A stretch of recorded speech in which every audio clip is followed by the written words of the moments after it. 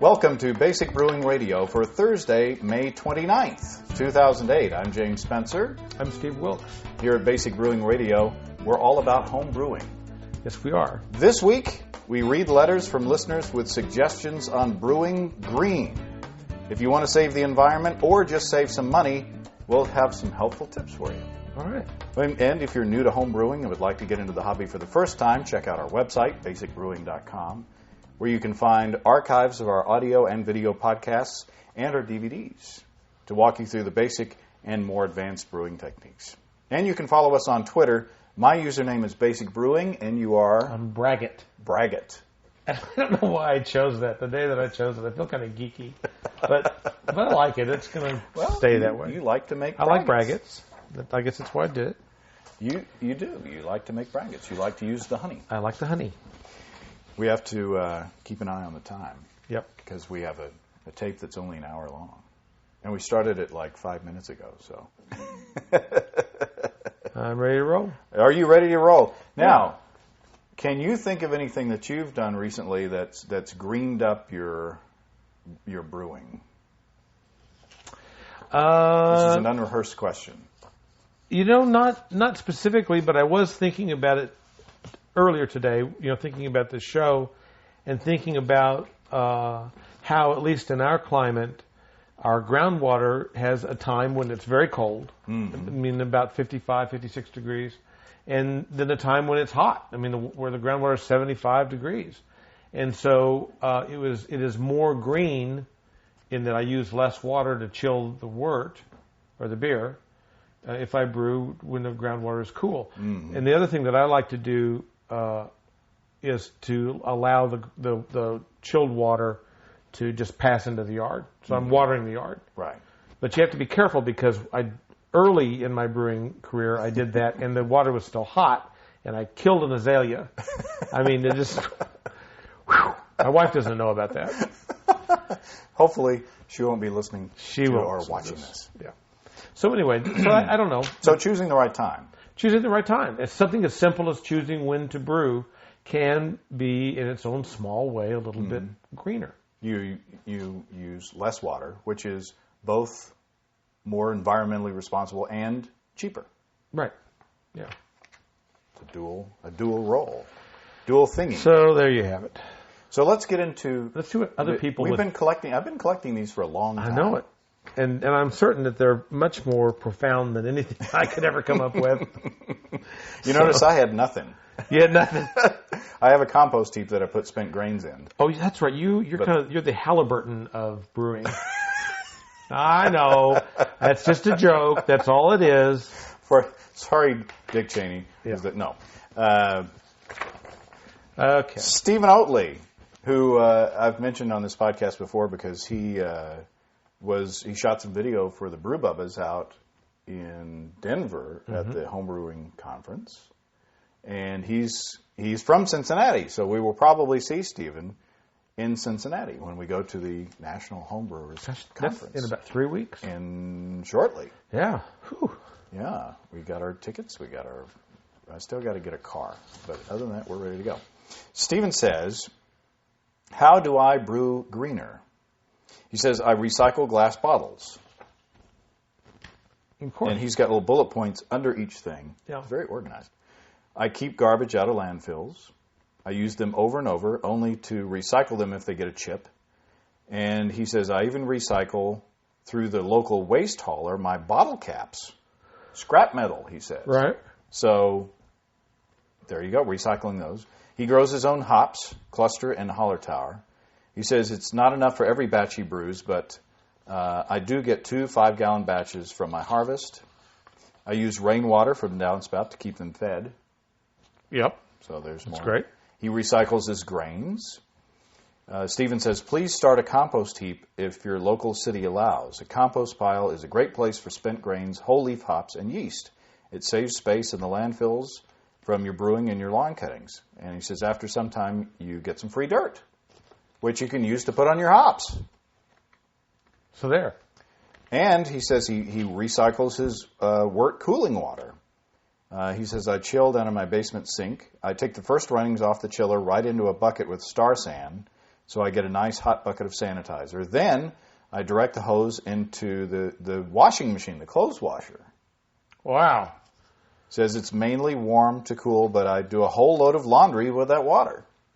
That's kind of serious. That's terrific. He recycles his sanitizer solutions forever, he says. Even if the solution is too weak to kill any germs, it's still good for soaking the labels off bottles. During the summer, I pour old sanitizer solution on the flower beds. Water isn't free for me. I hate to pay to keep the laundry. Yep. So, and, I can't remember his name now. The Star San guy. 5-Star Chemicals guy. He was on the show, and he said as long as Star San is clear and the pH is less than 3, it's still effective, so you can reuse it. Where does he live again? Cincinnati. Okay. A couple more things. Stephen recycles the container of his brew ingredients. He recycles the malt extract can or the DME baggie it comes in. He recycles that little tiny bag that hops come in. Every little bit helps. Wow. And he recycles old plastic fermentation buckets. They're great for washing the car, which you should do on your lawn so that the water gets on your grass and waters it, and it keeps the soap out of the runoff drains that can harm fish. Wow. Yeah. Well, makes me feel inadequate. Nick is writing from South Florida. Okay. And he has a tip. He says if you own a pool, you can install a garden hose spigot to your pool, to the plumbing for your pool. Mm-hmm. So when it's time to chill, you can simply pump pool water through your chiller and then recirculate it back to the pool where it will be slightly warmed and raise the temperature of your pool, making it more pleasant to swim in. And you have zero usage of water for your chilling time. So you cool your wort and you warm the pool. That's right. So now I got to get a pool. That's right. First step, get a pool. Get a pool. But Right, if you got a pool, that's a great idea. Yes. And I agree. There's probably a certain number of home brewers with pools. Yes. Particularly in Florida. Yeah, I would think. Should we get a beer? Yes. I think that every time I say pool, we should take a drink of beer. It should be our drinking game for the night. I can say pool a lot. Andrew from Bakersfield, California, sent us some beers. What do you want to start with? Do you want to do... Let's kind of go from light, low alcohol to heavy, big flavors. So whatever... The Schwartz beer, I think, probably would be this. So he's got a Schwartz beer, which is 4% ABV. And we will... Very exciting. Ooh, there's not much fizz there. So yeah, I sure hope that Andrew's a good brewer. Yeah. He sent some other beers, which I consumed myself. Sorry. But he sent some commercial beers that I drink. Now, this is a very dark beer. It's a Schwartz beer, so it is very dark. Oh, it's very tasty, too. Wow.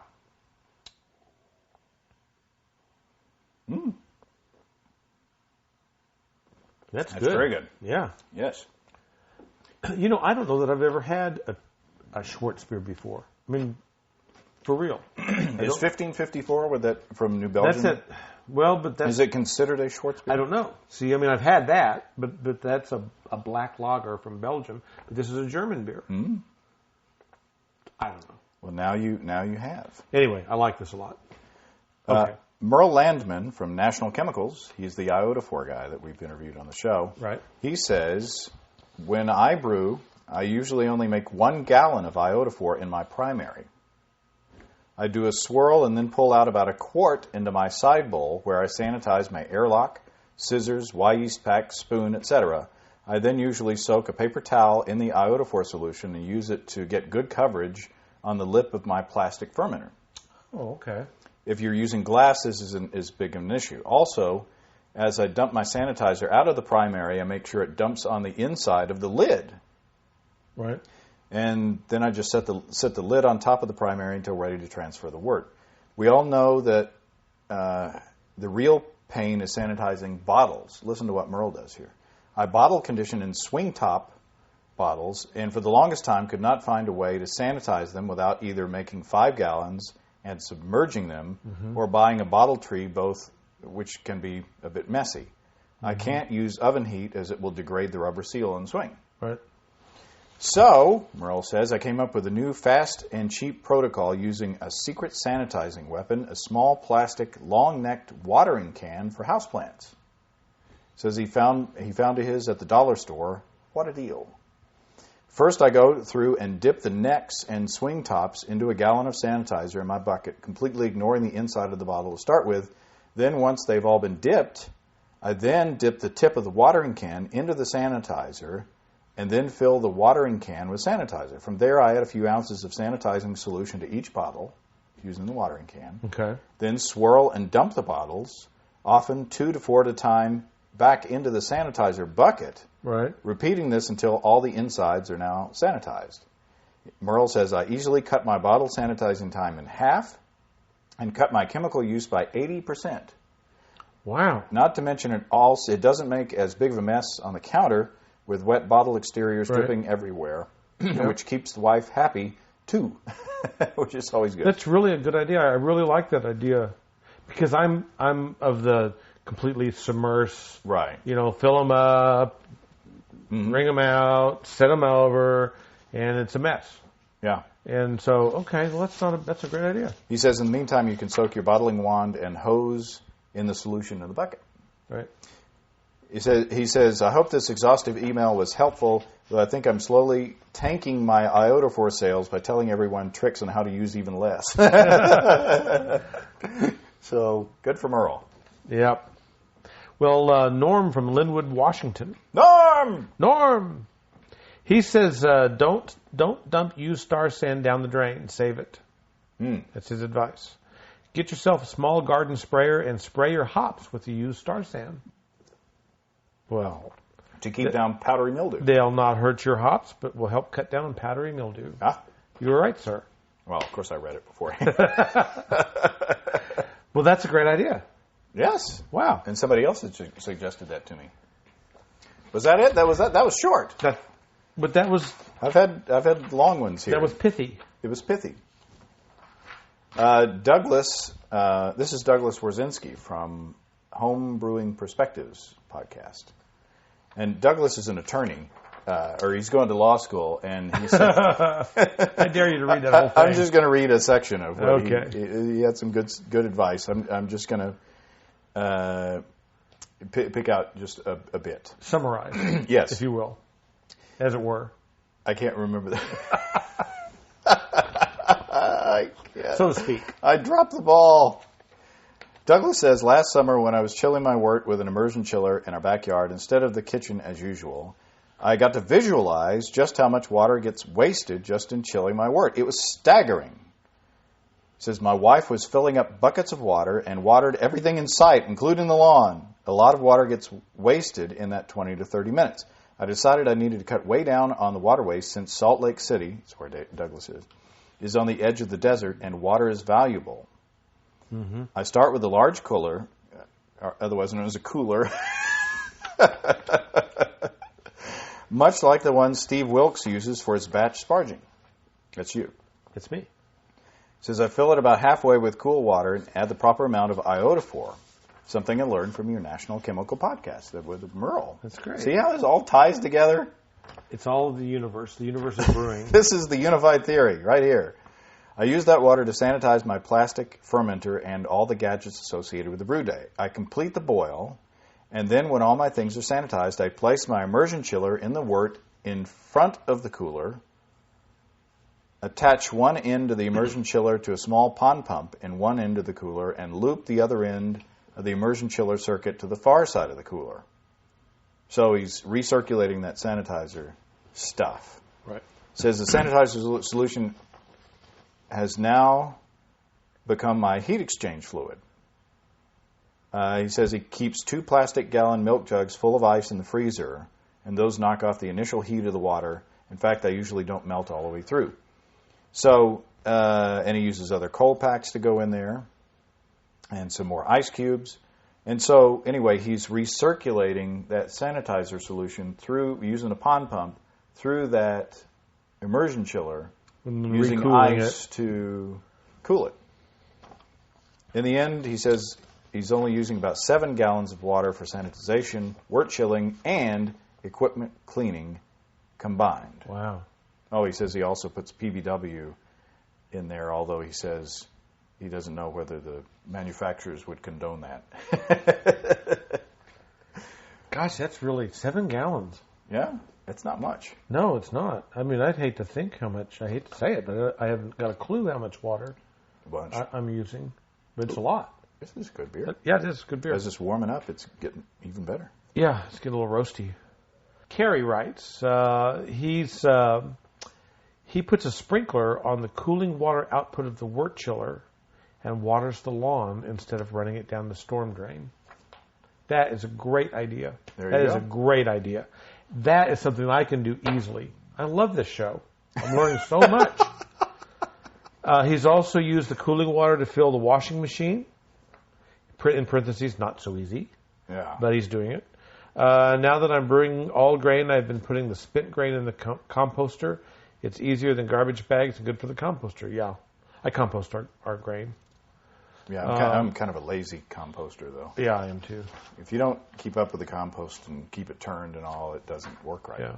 But the idea of just hooking a hose, the right kind of hose that you can put a sprinkler on it, because I'm kind of running it out of the little tubing. Yeah. And it just runs to a small area of the yard, which is fine. But how much better to just go ahead and, that's a great idea. Isaac from Bellevue, Washington. He says, first of all, I use iodine as a sanitizer. Says this is much less harmful for the environment than some of the other chemical sanitizers because it's a naturally occurring element. I don't know if that's true, because uranium is also a naturally occurring element. Yeah. And I wouldn't put that on my lawn. But it's one of my favorites on marketing is all natural. Yeah. Crude oil. Crude oil is all natural. I probably wouldn't drink We're that. picking on Isaac. Here we asked him to now we're picking on him. Sorry, Isaac. I also but if you use iodophor, iodine, I use that in the proper solution, it's not going to hurt nothing. No. I also compost spent grains and hop waste and use it for fertilizer in the gardens, trees, and shrubs. I do, however, like to brew more than my plants can handle, so I dispose of the rest in the yard waste bins that our local recycling provider offers. I've also heard of brewers giving it to local farmers for either compost or feed for livestock. I recently got a counterflow chiller that cools the wort using about a third of the water than my immersion chiller used. When the groundwater is too warm to work as efficiently as I would like, I put my old immersion chiller in a bucket of ice water to cool the hose water before it gets to the counterflow chiller, which speeds it up even more. So he's pre-chilling his chiller water with that bucket of ice. Finally, I'll save the warm water that exits the counterflow to clean the brewing supplies, kettle, cooler, etc. It says, keep up the brewing and way to go green. So we need to work harder on our I know green stuff. Well, we do all right. Yeah. I mean, I'm kind of recycling everything because we just naturally recycle in our home. But the water usage, that's the thing that I haven't thought much about. And maybe that's because water's cheap here. Yeah. At least I think it's cheap. And we're not in a position where we're in a crisis situation. Right. Except for we have too much of it. Right now we do, yeah. Ryan from Rochester, Minnesota. He has a bunch of tips. He buys as much in bulk as he can. So think about the lack of packaging. If you buy in bulk, you don't have... Excellent. Yeah. And some friends of his and he have been buying 33-pound jugs of Munton's extract from the LHB shop. Local homebrew shop. Yeah. Local homebrew. I love that. That's like text messaging. LOL. LOL. He buys bulk spices and some specialty grains from the local food co-op, plus organic stuff where he can. He is saving. He doesn't use a wort chiller at the moment because he's saving up for a stainless steel version, but he will most likely use a pump to recirculate the water. Recirculate. I should learn to enunciate. To recirculate the water from an ice bath rather than just sending it down the drain. So we've heard this is Douglas's a recurring theme. He also tries not to buy bottles, and he reclaims bottles from friends and relatives, which I think a lot of homebrewers do. Mm-hmm. And I never really thought of that as a green practice, but it really is. Yeah. And as far as leftover steeped grains or any sediment, I don't see the harm in sending it into my sewer system. However, I've thought of dumping it on the garden or into the compost bin, but have not tried it. He's right.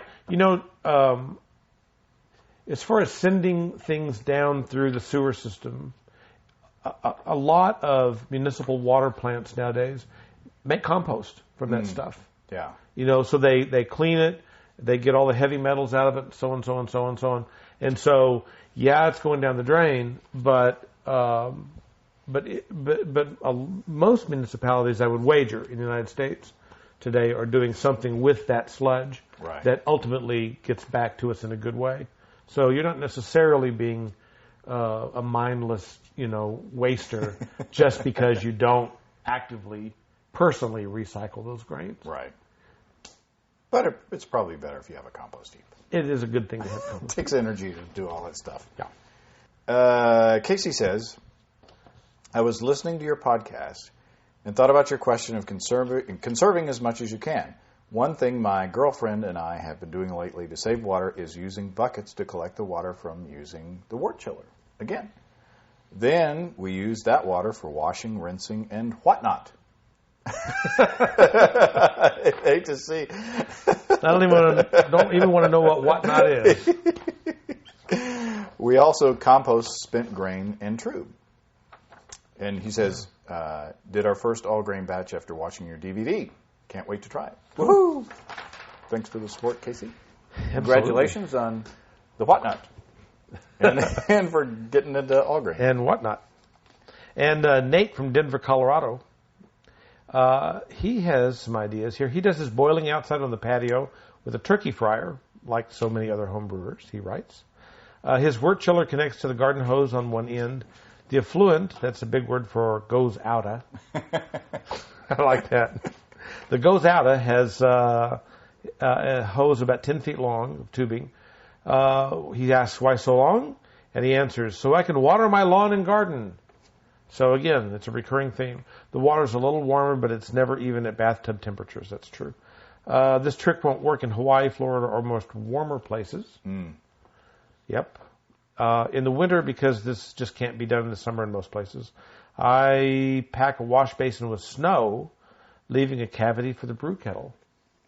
Now, if you live in Denver... Won't work so well in Florida. Or Arkansas. Well, maybe 2 days a year that would work. Maybe. Maybe. He says he turns the wort chiller... it just cools it twice as fast when he does that.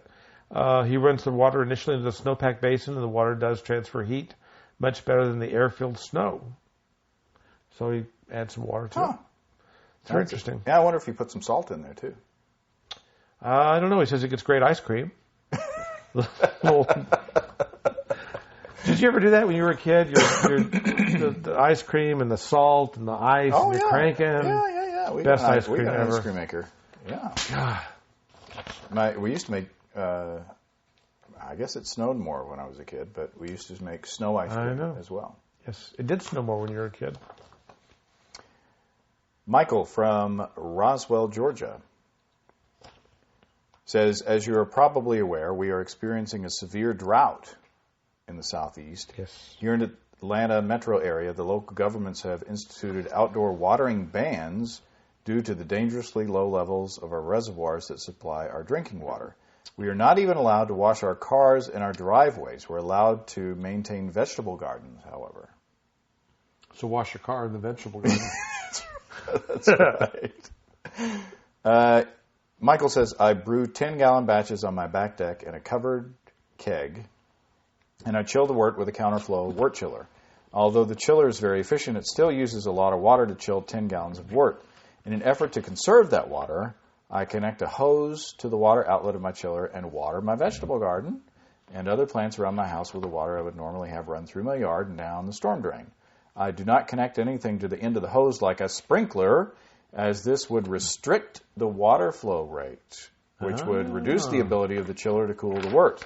So that's one thing to think about. Yeah. So maybe if you have a sprinkler with a big throughput, maybe it wouldn't make that. You need a bigger goes out of. That's what she said. He says, anyway, thanks for the podcast as it keeps me informed and entertained my 2.5-hour commute to work in South Carolina each week. Holy smokes. Although I hear it's lovely in South Carolina. Thanks, Michael. It's lovely everywhere. Well, I wouldn't say everywhere.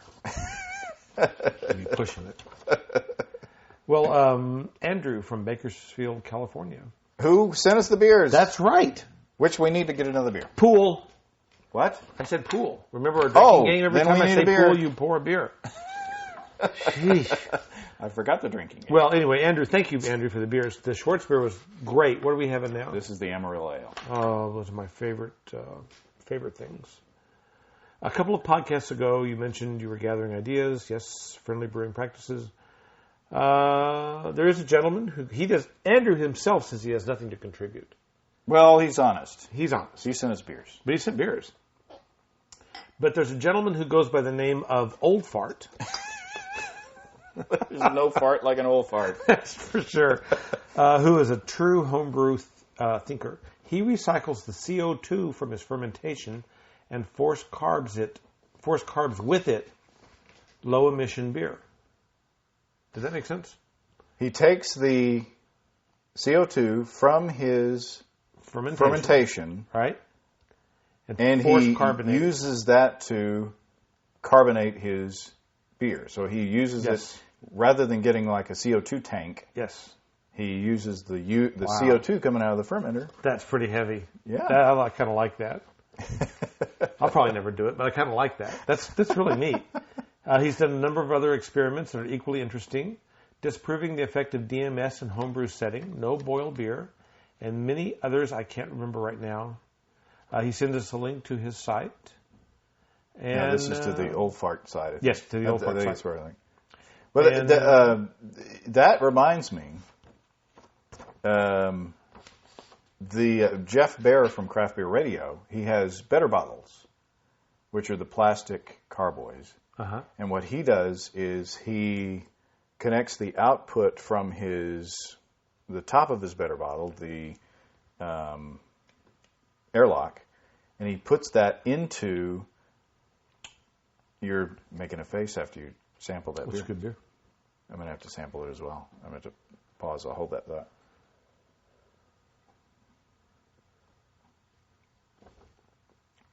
Oh, that's tasty. Mm-hmm. Good job, Andrew. Grainy. I kind of like the graininess of it. It's very good. Yeah. Well carbonated as well. Mm-hmm. But anyway, what was I saying? Jeff Bear takes the output, the CO2 output from the airlock of the fermenting better bottle, puts that into the better bottle that he's going to use for secondary fermentation. So he's purging the second bottle with CO2 so that when he racks it, he's not going to oxidize his beer. That's a little side note. That's pretty cool, though. Matt from Fort Collins, Colorado. I think he's from Fort Collins. Matt's the one who wrote the article about all the beer podcasts in Zymergy. Oh, okay. It gave us the big mention in there. We appreciate that. We've met him on a couple of occasions. Nice guy. Yeah.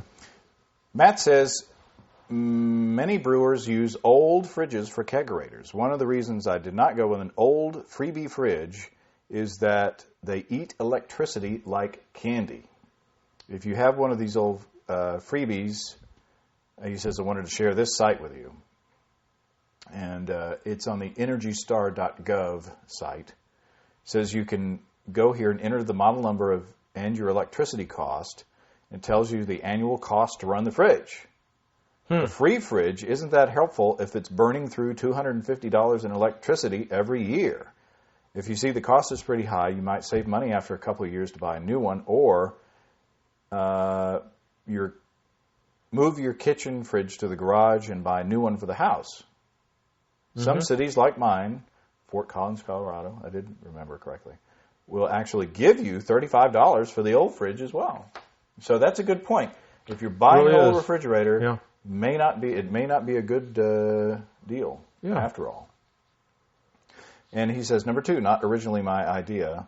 Your local homebrew shop has lots of empty grain bags. I assume usually go into the trash. Instead of using the bags that the store has to pay for, disposable plastic, ask your LHBS owner, local homebrew store owner, for an empty grain sack. They are tougher than the plastic, and they also fold up nicely and can even fit in your pocket. Of course, they also hold much more grain, and you don't have to worry about a pencil or a loose object in your car poking a hole in them. Oh, and he also sent a recipe for dog treats made with spent grains. Wow. Okay. Which we've had some requests for some spent grain usage. Never thought about dog treats. I might post that on the site or something if I get time. And he says, last year we had slugs in our garden and I had some bad homebrew. Aw. No such thing.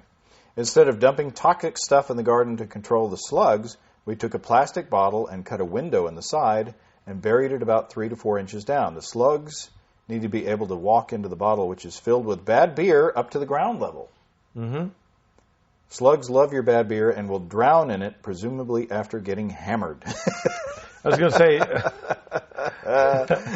if you just pour, like, well, I don't want to name any brands, but just something that would just give the slugs a bad headache. There you go. Yeah. Yes. Are you out? Oh, no, I think I have one more. Okay. I'm sorry. I've got one more as well. This is from Kevin. And I'm not sure where Kevin's from. He's from the Little Boy Brewery. Yes. So he writes, let's see here. He was dismayed at the waste that can be generated in homebrewing. He's been fortunate to travel the world and a little bit, and You're paraphrasing. Yes, I am. I'm trying to get to the nut of it rather than just read it. That being said, he doesn't do that much. He said he composts spent grains, makes some spent grain bread. The spent grains freeze well for later if you can't make bread right away. Mm-hmm. So that's a good thing.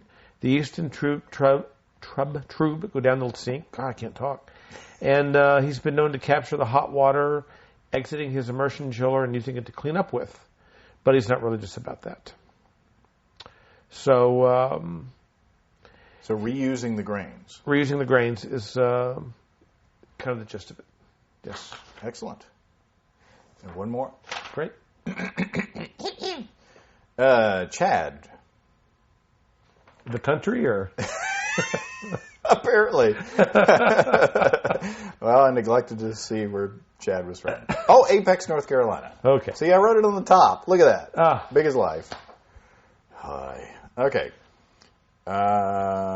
If you're still looking for suggestions for your Brewing Green show, you would be hard-pressed to do better than Christopher Mark O'Brien. He is part owner of Seven Bridges Cooperative, whom we've featured on the podcast in the past, an all-organic, fair trade, etc. homebrew shop. He is the author of Fermenting Revolution, How to Drink Beer and Save the World, which I have a copy of, and I haven't gotten around to reading yet.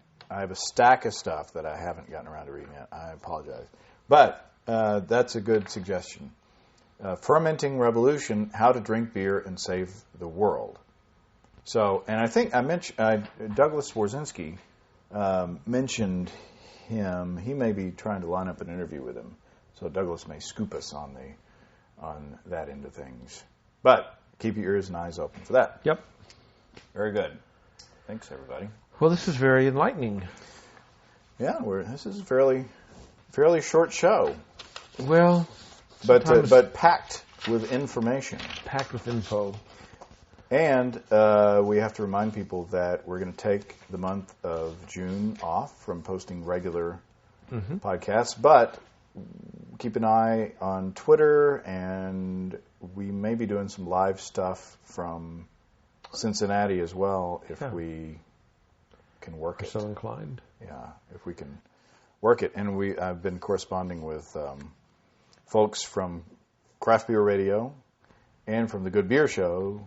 So, I don't know, it could be that we may have we get together and drink mega lots, podcast. Yeah, drink lots of beer. It could be that podcasters outnumber other homebrewers this year. Yeah. Well, So have their own convention. Yes. Thank you, Steve. Thank you, for James.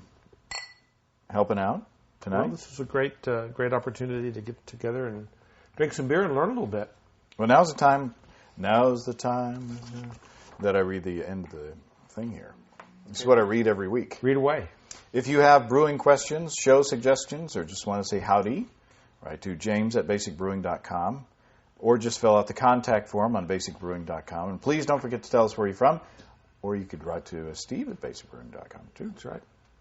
Check out our low-tech lagering and decoction mashing DVD on basicbrewingshop.com, where you can see Steve do a single-step decoction mash, and you can follow me through a lager fermentation in the middle of summer.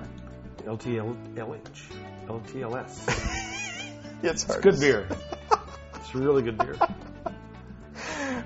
There are also our original DVDs and Introduction to Extract Home Brewing. We walk you through the extract brewing process, step by step, from boiling to bottling. And in Basic Brewing, Stepping to All Grain, we take you through the all grain process, from milling your grain to collecting your wort. Am I keeping you up? I can't help it. It's been a long day for you. I'll just get to the... Okay, you can see the list of the fine folks across the country who sell our DVDs on basicbrewing.com. Yay to all them. Yes. And we got hats and shirts. And thank God I've got some shoes, too. we need Basic Brewing shoes. Thanks to everybody who's continued to click on our Amazon.com link. We appreciate the support there as well. Our featured products this week that were purchased through the link are Park & Son BB109 Bocce Pro Set. Wow. Remember when we used to play bocce? I love bocce ball. That's a fun game. We've got to resurrect that. Yes.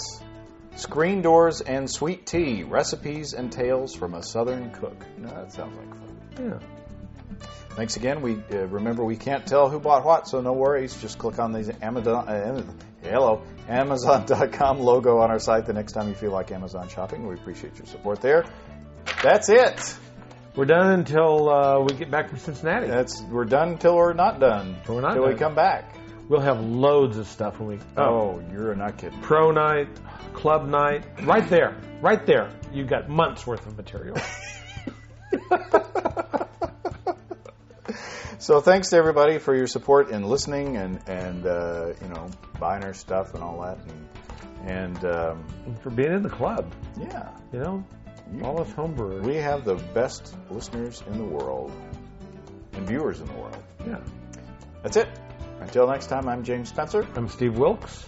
Production help for Basic Brewing Radio on our website is provided by Kelly Dotson, our buddy in Austin. Basic Brewing Radio is a production of Active Voicing. We'll talk to you next time, everybody. So long.